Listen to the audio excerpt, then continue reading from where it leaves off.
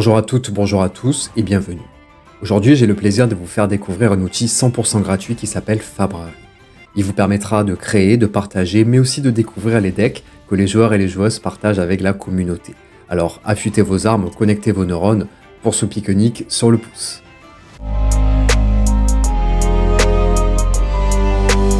Vous tapez donc Fabrari dans votre moteur de recherche, sinon je vous mettrai le lien en description, et vous arrivez sur cette page. La première chose que j'ai faite, c'est que j'ai changé le thème pour mettre un thème plus sombre. Alors ce qui est bien, c'est qu'il y en a plusieurs à thème, selon les couleurs, etc. Bon. Moi j'ai mis celui-là qui me convient bien, et il ne vous reste plus qu'à créer un compte. Moi j'en ai déjà un, donc ça me log directement. Le logo et le nom du site sont un très joli jeu de mots avec bibliothèque en anglais. C'est donc normal que le premier onglet vous renvoie à un outil de recherche de cartes. Sauf erreur de ma part, j'ai pas trouvé de différence avec celui qui est officiel. Je pense que c'est juste une façon d'avoir un accès rapide à une valeur lorsqu'on recherche les cartes. Le deuxième onglet propose un petit peu plus d'options. Vous retrouvez ici les decks, donc vos decks, ceux que vous avez créés vous-même, les decks favoris, et c'est là où on rentre un petit peu dans le cœur du système, c'est les decks publics. Les decks publics proposent un moteur de recherche extrêmement précis, avec le nom du deck, mais aussi du créateur, de la créatrice, du héros, etc. Vous pouvez choisir le format, y compris Silver Age, pourtant il est sorti il n'y a pas si longtemps, ça montre que les équipes sont vraiment sur la brèche. Et ensuite, tous les héros, que ce soit les versions classiques ou les versions jeunes, pour le Blitz ou encore le Silver Age. Parce que le Blitz n'est plus soutenu de manière compétitive, mais encore plein de joueurs et de joueuses. Ça, c'est pour vraiment l'étape 0. Je vous montre à quoi ça ressemble, j'en prends un au hasard. Vous avez ici accès au deck. Je suis revenu donc sur l'onglet deck, l'onglet de recherche. Et en fait, ce qui est intéressant, c'est que toutes les options verticales, vous les retrouvez aussi de façon horizontale. Parce que là, je suis dans deck public deck dans l'onglet vertical, dans le menu déroulant vertical. Alors que là, je suis sur le troisième onglet dernier. Le quatrième, c'est deck de tournoi. Et en fait, on change ici d'onglet. Donc là, vous avez accès à tous les decks des derniers tournoi. Ce que l'on voit, c'est que c'est pas forcément mis à jour, parce que là, le dernier, c'était en juillet, mais n'hésitez pas à aller voir sur le site de Flesh and Blood pour pouvoir trouver les derniers decks. Enfin, on y arrive, l'option création de deck. Vous arrivez ici, vous choisissez votre héros, votre héroïne, il suffit juste de cliquer. Ensuite, vous choisissez, là, c'était pour le choisir, votre format, classique construit, etc. A priori, au tout début, ça sera soit classique construit, soit Silver Age. Visibilité, soit vous le mettez en privé, soit vous pouvez le partager si vous mettez lien uniquement, soit public, c'est-à-dire qu'il est de suite visible par tout le monde. Vous mettez un petit nom, et ensuite on appuie sur sauvegarder. Là, vous arrivez sur cette page, avec héros, deck, inventaire. Petit moment publicité, absolument pas sponsorisé, puisque le but c'est plutôt le contraire, ça serait de vraiment essayer de faire découvrir ce super outil au plus grand nombre et faire en sorte qu'il y ait de plus en plus d'abonnés à la fois à la chaîne, mais aussi à ce site-là pour qu'il puisse perdurer.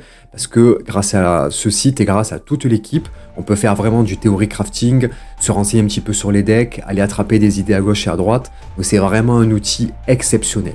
Donc c'est pour ça que mon nom ici est en couleur et qui change, mais aussi qu'en bas, j'ai la petite phrase qui m'invite à désactiver les publicités, puisque justement, je suis donateur, supporter donateur.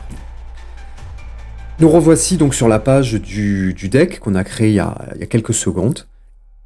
Vous avez accès à peu près à tout, donc ici, ils vous ont mis des petits rappels, que ce soit par pitch, générique, parce que ici, le héros, c'est un héros wizard. Donc ici, bien sûr, vous avez le mot-clé wizard, le mot-clé générique, les pitchs. Si vous êtes un petit peu plus précis ou précise dans votre recherche, c'est là que s'ouvre la boîte de Pandore. En cliquant sur ce logo-là, réglage, vous avez accès à une multitude d'options.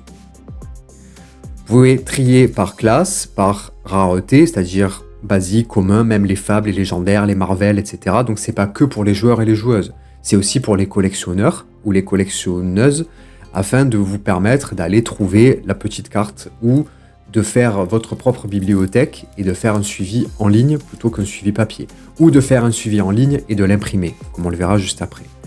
Vous pouvez donc choisir par set, il y a bien évidemment le dernier, Super Slam qui est sorti en septembre. Vous pouvez choisir un type, ce que vous voulez, Aggro, Instant, Mentor, Macro, les défenses, réaction, attaque, création, ce que vous voulez. Faire des filtres par coup, par défense, par pitch et par attaque.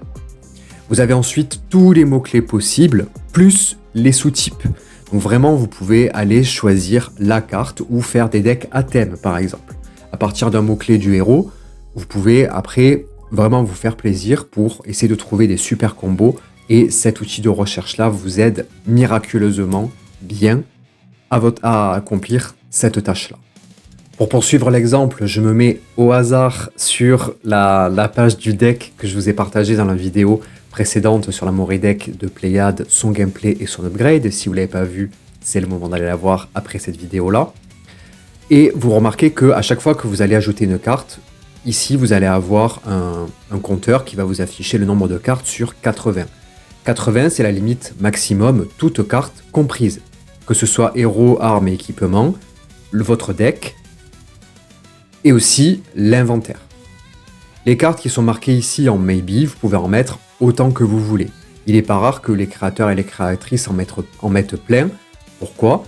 Parce que par exemple, vous ajoutez toute une catégorie entière de types de cartes, et puis ensuite vous allez piocher au fil de l'eau pour pas aller les chercher une par une. Donc vous ajoutez tout ce qui vous intéresse, tout votre pool, et après vous venez l'ajouter directement depuis cette partie-là, Maybe. Pour les nouveaux et les nouvelles joueurs-joueuses, inventaire, ça veut dire que ce sont des cartes que l'on garde en spare, en réserve.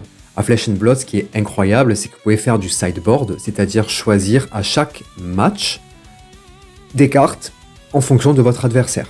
C'est-à-dire que vous avez un deck de départ et un side, un inventaire, pour pouvoir vous adapter. Donc ici, moi j'ai pris le pari, j'ai fait le pari de mettre 60 cartes ici et 15 en inventaire, mais sur beaucoup de decks, on voit par exemple ici 52 et 8 cartes vacantes, puisque ici on va en avoir 15 plus 8. Voilà, c'est très souvent ce qui se fait, puisque en général, en moyenne, il y a entre 6 et 10 cartes qui sont amenées à changer en fonction d'un match-up. En tout cas, des match-up extrêmement différents. Une fois que votre deck est terminé, petite parenthèse, n'oubliez pas lors de votre construction d'en mettre au moins un sur les 3 des arcanes barrières. Là, je vois passer les bottes, les gants et la capuche de Nulle Rune. N'oubliez pas de les mettre aussi. Une fois que vous avez fait ça, ce qui est super avec cet outil, c'est que vous avez tout un onglet, et ça, c'est mon fantasme ultime.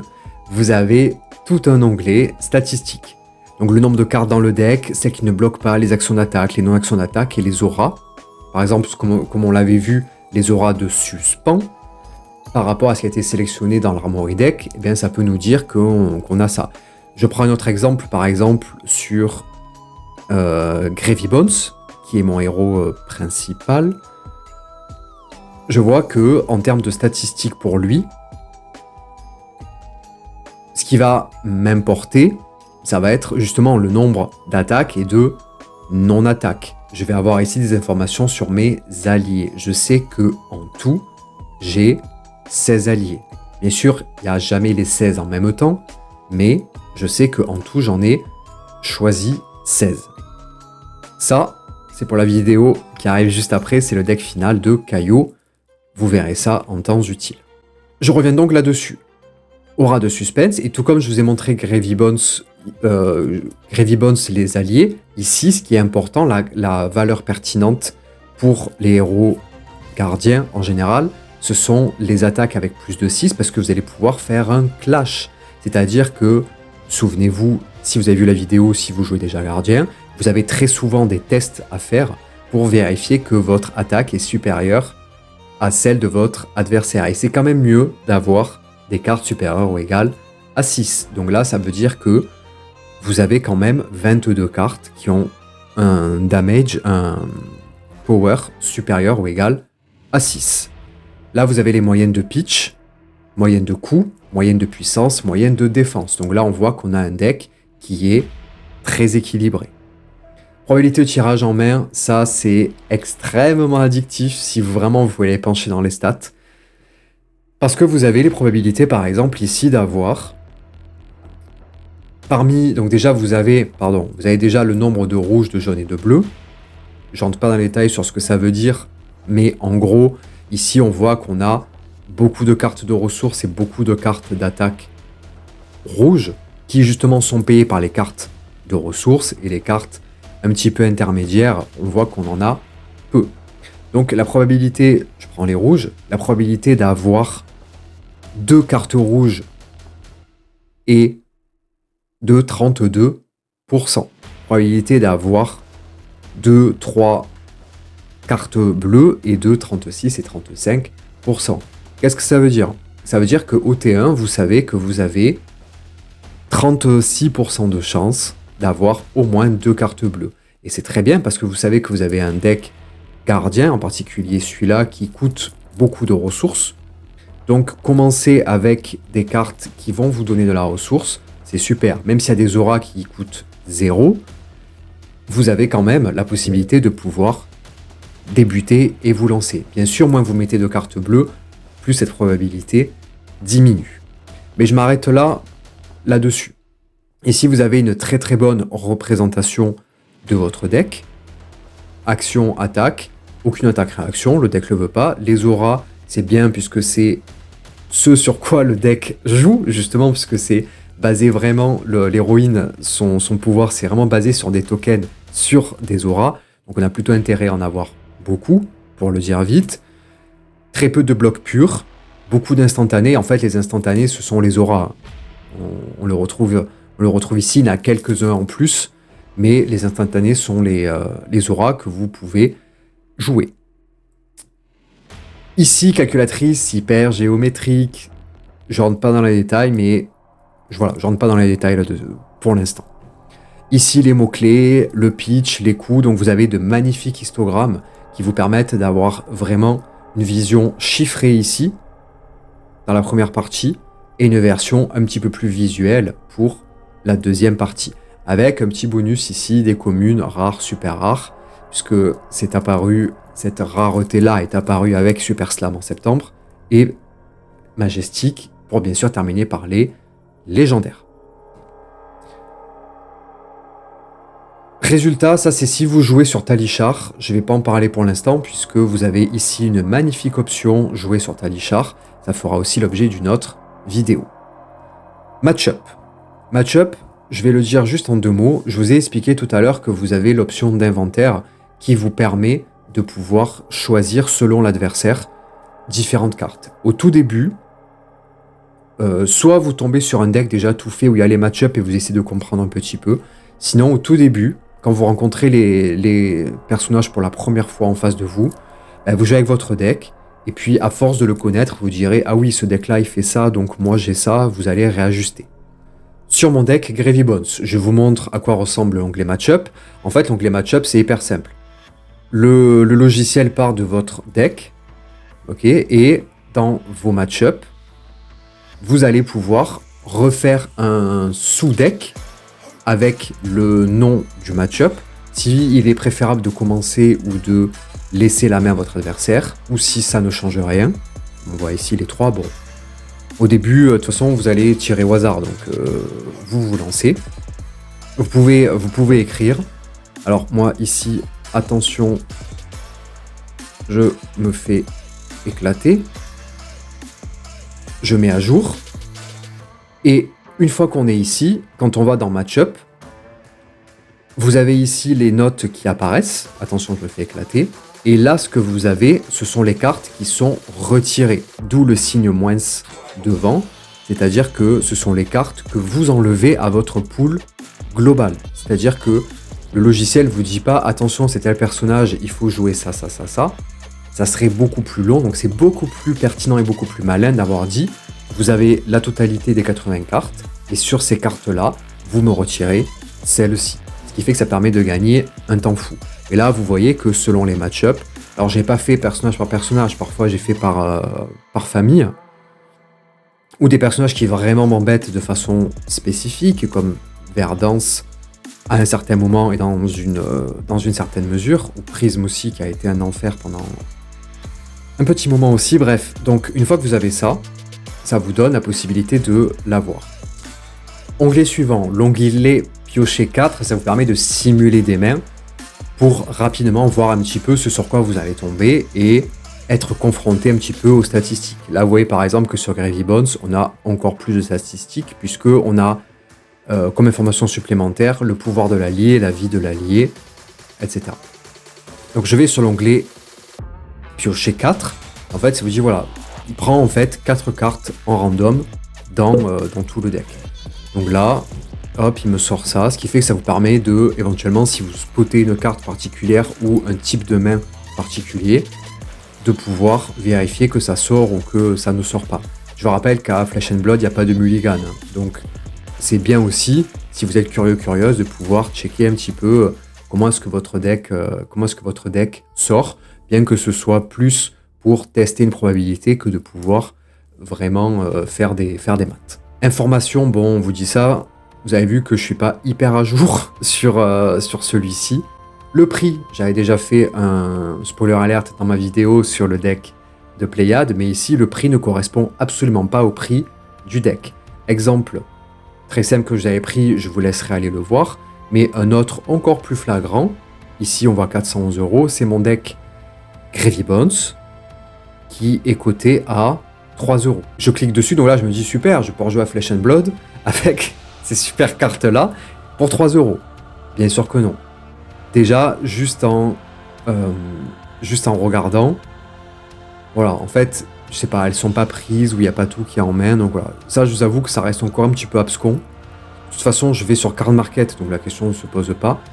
Mais voilà, je trouve que les prix, c'est toujours un petit peu étrange.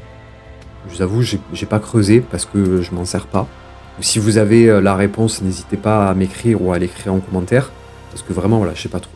Là, vous avez les versions. Bon, ici, pour Pléiades, j'en ai fait qu'une.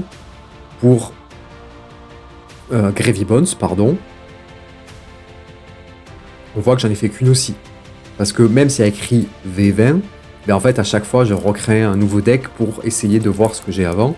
Mais ici, parce que voilà, je suis un petit peu maniaque. Et sinon, vous avez toutes les informations qui sont écrites ici. Réglage, ça vous permet de revenir sur les informations, par exemple le nom, le format, le héros, etc. Un lien YouTube, par exemple si vous avez trouvé une vidéo qui vous parle du deck de Pléiades, vous pouvez le rajouter. Une petite étiquette, bon, ça, je sais pas trop, et mettre à jour la visibilité. Ça, c'est quand on a fini le deck. Là, on a fini notre construction, on a tout vérifié, tout checké, tout est en ligne comme il faut. On va maintenant passer justement au passage en version papier.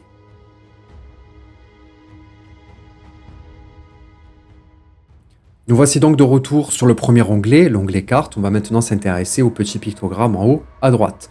Le premier, le cœur pour mettre en favori, le deuxième, c'est pour imprimer la liste du deck. Vous avez la possibilité de mettre votre nom et votre pronom, ou vos pronoms, donc c'est parfait pour l'inclusion. Le GemID, c'est un numéro qui vous est attribué lorsque vous avez fait votre compte officiel sur le site de Flesh and Blood.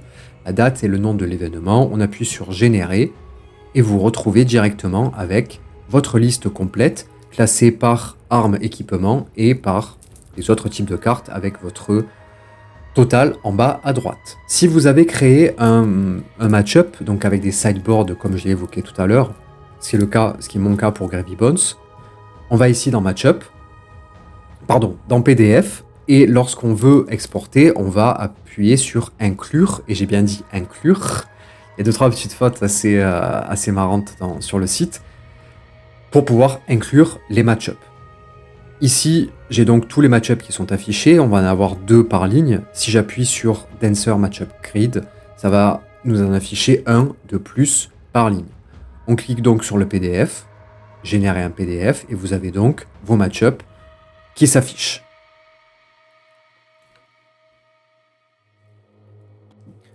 De retour à nouveau au tout début sur l'onglet cartes pour qu'on revienne au point initial. Vous avez ici joué sur Talishar qui est un simulateur, j'en parlerai ultérieurement.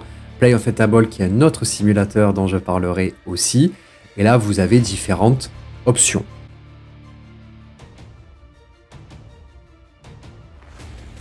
Acheter ce deck, bon ça je l'avais dit que laisse tomber. Avoir des images partagées, c'est-à-dire que vous avez la possibilité d'extraire une image par type de carte. Mais moi, ce qui me plaît surtout, ce sont les deux options suivantes. La première, ça va être Print Proxy sur le site donc DecoProxy. C'est-à-dire que si vous n'avez pas une imprimante avec qui fait la couleur, ou par souci d'économie aussi, vous avez la possibilité d'avoir juste les informations essentielles, donc le pitch, la couleur, l'attaque, la défense et le texte, sans oublier bien sûr à chaque fois un petit rappel sur l'édition avec le numéro. Seconde option, sur Flèche Proxy, vous avez la possibilité d'avoir carrément directement votre deck et de pouvoir appuyer sur imprimer. Sur Firefox, vous avez ce bug concernant la pagination, puisqu'il vous dit que vous pouvez imprimer qu'une seule page. Donc si vous voulez tout imprimer à partir de ce site-là, il va falloir utiliser un autre navigateur. Nous voici de retour sur le même site ouvert dans un autre navigateur. Je profite cette fois-ci de parler de Pléiade. Donc il y a 80 cartes parce que c'est 80 plus la carte de l'héroïne. Et là, vous appuyez sur imprimer, vous vous rendez compte que toutes les pages s'affichent correctement. C'est-à-dire qu'il n'y a plus de problème de pagination. Et donc là, il vous suffit d'appuyer sur imprimer. Il y a un autre site qui permet de faire à peu près la même chose, à part qu'il n'y a pas de lien directement, qui s'appelle Fab Proxy, je vous le mets aussi. Voilà, le problème c'est que ce site-là, alors moi c'est celui que j'utilisais, parce que je le trouve plus convivial, et puis surtout on a le choix dans les cartes, dans les éditions je veux dire, parce qu'on peut choisir différentes qualités, si vraiment on observe, on voit qu'il y a une saturation, que la version est un petit peu mieux là, donc elle sortira mieux, bref. Mais le problème c'est qu'il est plus à jour. Depuis i6, il n'a pas été mis à jour depuis donc pour l'édition sortie en septembre. Donc pour l'instant, on utilise Flèche Proxy avec notre navigateur et ça fait très bien la blague, c'est déjà une chance inouïe. Disclaimer, je vous rappelle que ces cartes-là, vous n'avez absolument pas le droit de jouer en tournoi avec, que c'est juste pour vous entraîner ou si vous voulez aller jouer avec des amis qui sont consentants dans un cadre, on va dire, hors tournoi et hors compétition, y compris pour les Armory Deck, hein, pour des raisons évidente. Rien que cette carte-là, elle coûte 120 €. Vous vous doutez bien que s'il suffisait de l'imprimer et aller dans le tournoi avec, ça n'aurait plus de sens. Je me permets ce disclaimer pour être certain que le message soit passé et que vous ne me fassiez pas dire ce que je n'ai pas dit.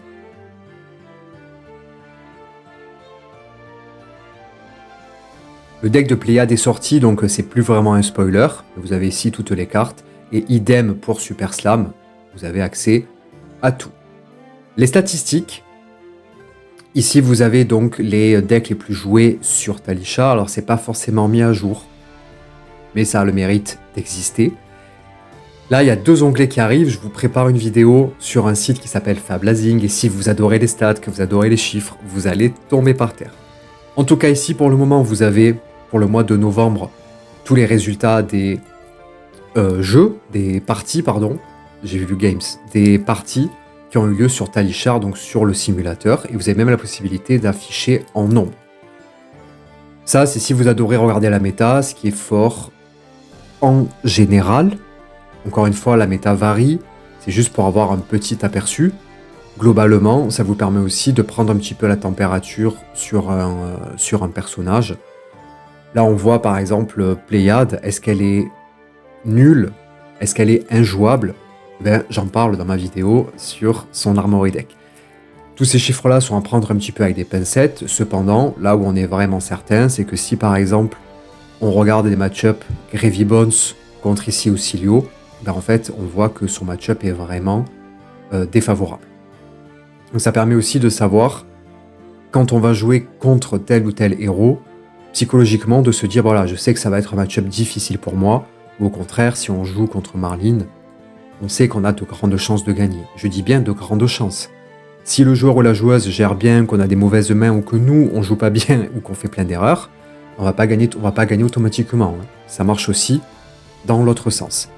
Distribution des cartes, là absolument extraordinaire, c'est-à-dire que vous avez par classe tous les types de cartes qui sont sortis. Donc ça, c'est pour une culture personnelle, pour regarder un petit peu, pour traquer, si vous êtes curieuse et curieux. Même la possibilité de voir, quand on est ici, les cartes carrément par héros. Et ça, voilà, ça c'est juste de l'or en barre pour pouvoir vous intéresser au jeu et un petit peu mieux comprendre et analyser tout ce qui se fait, en prenant bien sûr le soin. Voilà, moi j'avais zoomé pour que vous puissiez bien voir, on dézoome parce que sinon ça se chevauche. Avant-dernier point, on va s'intéresser aux outils avant de clôturer cette vidéo par quelques options par-ci par-là. Il restera encore quelque chose à développer, mais je vous laisserai regarder par vous-même. Ici, l'outil de gestion de collection qui est absolument incroyable. Je sais que moi personnellement, je ne suis pas un énorme collectionneur et tout ce que je collectionne, je le fais à la main. Je vous montrerai plus tard dans encore une énième vidéo comment est-ce que je m'y prends. Moi, je suis plutôt dans la construction de sets complets, autrement dit beaucoup de volume, plutôt que d'aller chercher la petite perle. Et pour ça, voilà, j'ai une petite façon personnelle de faire. Je suis probablement pas le seul. En tout cas, je n'utilise pas les outils numériques. Cependant, si ça vous intéresse, cet outil-là est vraiment remarquable. Les overlays, voilà, en gros, sont les versos, le dos des cartes.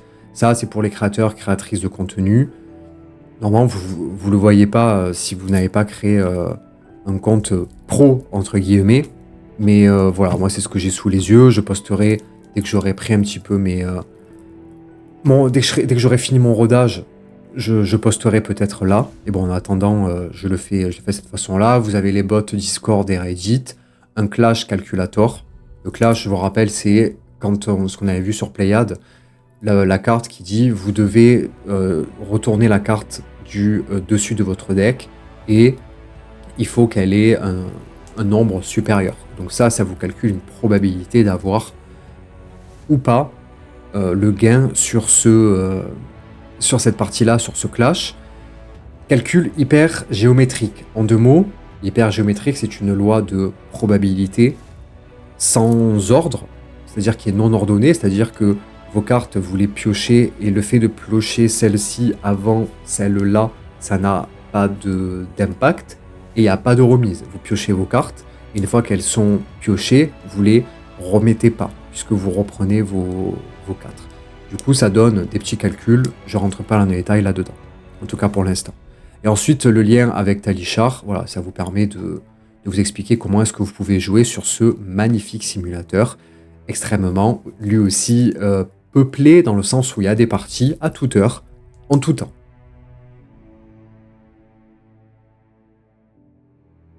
Dernier point, on clique sur son nom, on arrive ici donc au profil, hein, je vous laisserai regarder les options. Préférences, le thème, les langues, etc. Vous avez même la possibilité de définir de façon automatique la façon dont les decks apparaissent, en lien uniquement, pas en cachet, etc. Les sortir par pitch, voilà. Plein d'options. Deck Registration, c'est si vous voulez... tout à l'heure, ce qu'on a rempli un par un, en fait, vous le réglez ici une fois pour toutes pour pas avoir à le retaper à chaque fois. Donc ça, c'est plutôt cool. Idem pour Talishar, ça vous permet aussi d'avoir vos options. Et Creator, ça c'est voilà, des petits trucs que j'ai fait perso, que font les autres créateurs, créatrices de contenu. Donc on a fait à peu près le tour. Je sais que j'ai pas tout vu en détail, on est déjà à, je pense, une bonne demi-heure.